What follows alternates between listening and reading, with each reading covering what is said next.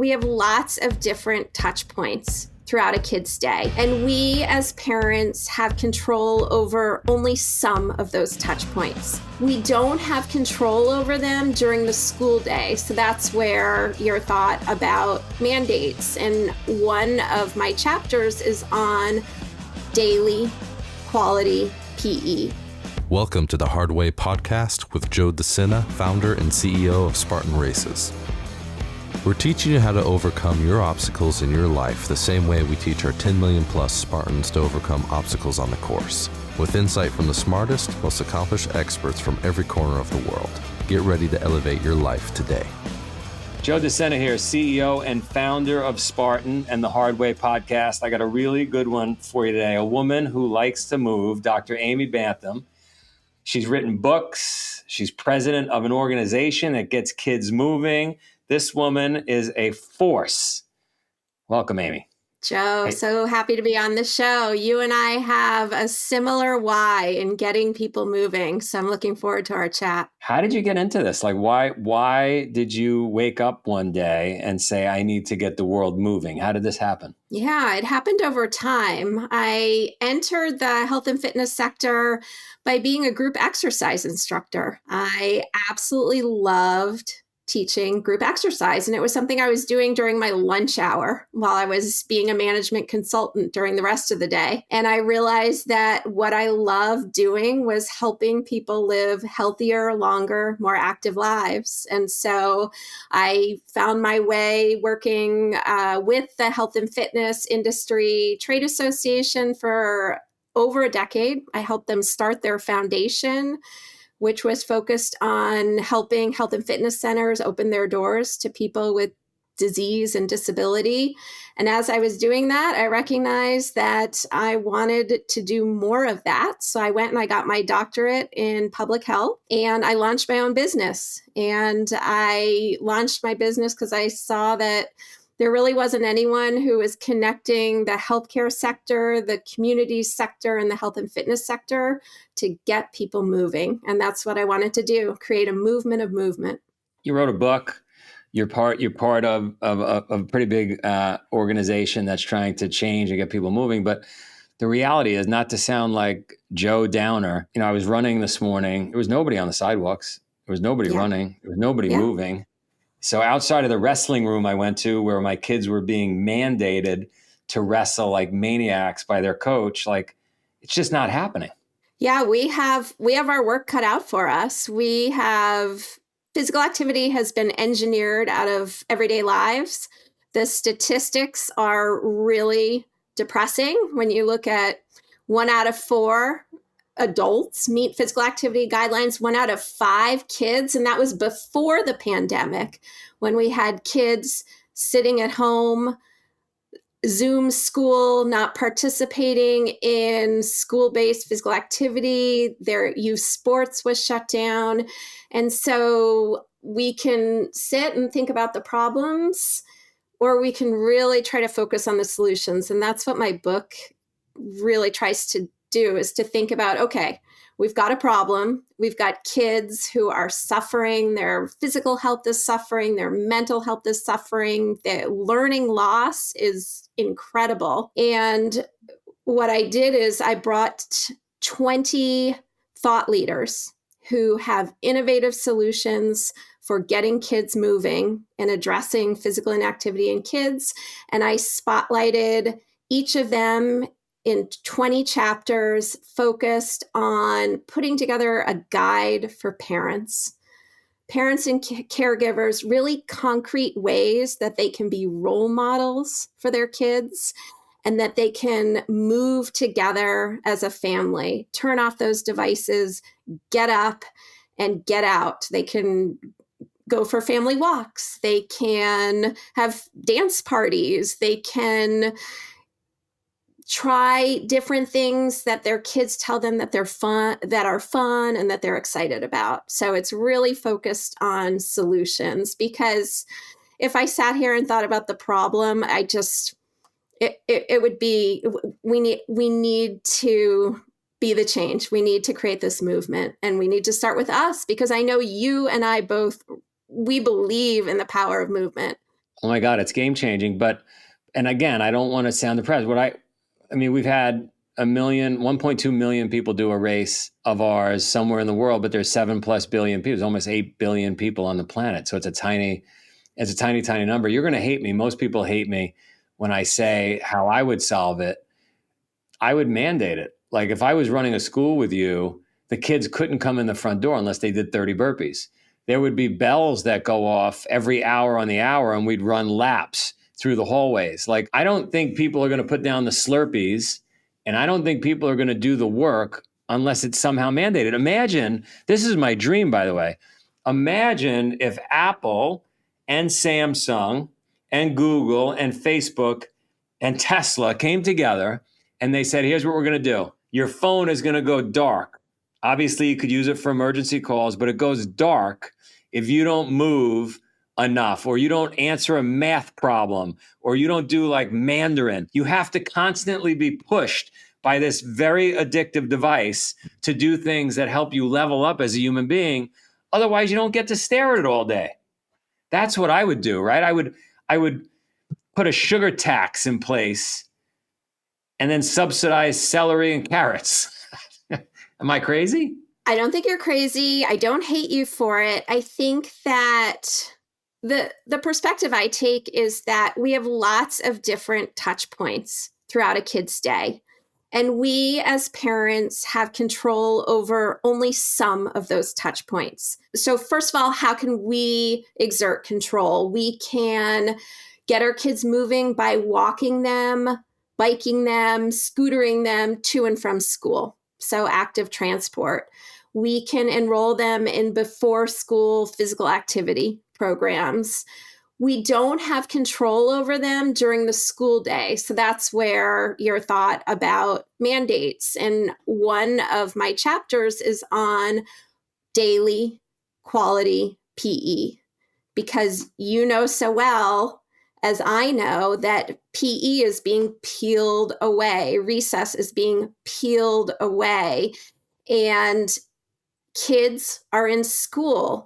It's a great way to reach them, and kids aren't particularly active during the day as recess and PE are peeled away. So we need to really focus on in-school physical activity interventions in the classroom, in recess, in before school, in after school. And then, of course, youth sports. During the pandemic, a lot of youth sports, particularly town-based youth sports, drew to a halt. And a lot of those nonprofits that ran them didn't survive the pandemic. So how do we get kids engaged in organized youth sports? Where we have control as parents, again, in the evening, on weekends, how we can get moving as a family. So I think there are lots of different ways to weave physical activity into the day when we're with our kids, and advocate for schools that get kids moving. It probably is the schools and the devices. If we could somehow, and education, like you said, educate the parents, somehow get the next administration, any administration, to understand that we need the same level of commitment in schools, physical education, as we do in global wars. Right? Like we just need some level of commitment in dollars to support. That's how I got started in community-based physical activity advocacy. I was a fitness professional long before I had kids. I became very frustrated as a parent. I tell this story in my book where my son had like a Fitbit Junior that he got for a gift. And so he would walk to school, he would be at school, and then he'd walk home, and the only steps he'd had all day were the walk to and from school. And I'm like, what are you doing in school? So I started to go, and I'd be that squeaky wheel. I'd go and visit and say, I'm a fitness professional. How can we get the kids moving more in school, before school, after school? And eventually I started to take them out of after school, and I ran my own physical fitness program for them at a nearby park. But not all parents have the time to do that, the dedication to do that, the ability to do that. So how can we get more kids moving? So I joined our district wellness committee. So there I was, concerned parent. And so we worked to pass a policy that, to your earlier point, required that kids go outdoors for recess and as much as possible. Because what was happening is they were being kept indoors when it was like 50 degrees. And 50 degrees in Boston is a pretty warm day. And we didn't have a gym, we didn't have a cafeteria. So we got that policy passed. But once you pass the policy, you have to implement it. And then COVID hit. And so there we were, kids at home, sitting on devices, screen time rules out the window. And so we took a huge step back with getting kids off devices and moving. So what do we do? Like, what do we do now, you and I, right now? What do people do listening and watching? How do they get, what do we all do? A couple of things that we do. I think there are things we can do as individuals. We can be role models for kids. There are things that we can do as families. We can encourage fun, active family time. If our kid says, hey, I'm interested in learning how to throw a Frisbee, we can spend time throwing a Frisbee. Hey, I really like throwing a Frisbee. Could I maybe try an ultimate Frisbee group? And really encourage that. And then there are things that we can do as communities to advocate for exactly what we're talking about, which is to have schools that prioritize physical activity, that have communities that prioritize movement for kids, that have enough fields, that use schoolyards that aren't in use for active programming. So we can do things at a lot of different levels to try to get kids moving. How do people find you? How do they join your movement? Yeah, so my movement is Move to Live More.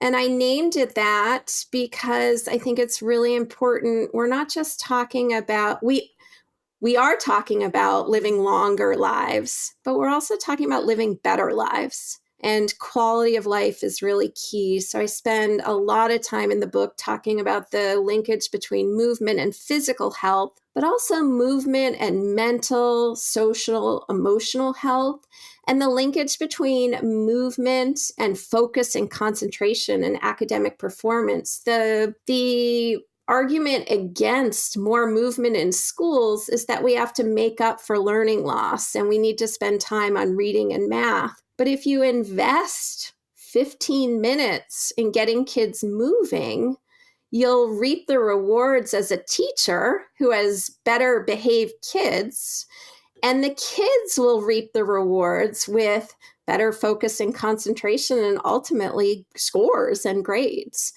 And so movetolivemore.com is how you can find me. And that's how you can find my podcast and my book and sign up for my newsletter. And I'll be releasing chapters introducing my book, which has some of these innovative ideas around ways parents and caregivers can feel less helpless about how their kids are struggling with their physical, mental health and maybe struggling in school.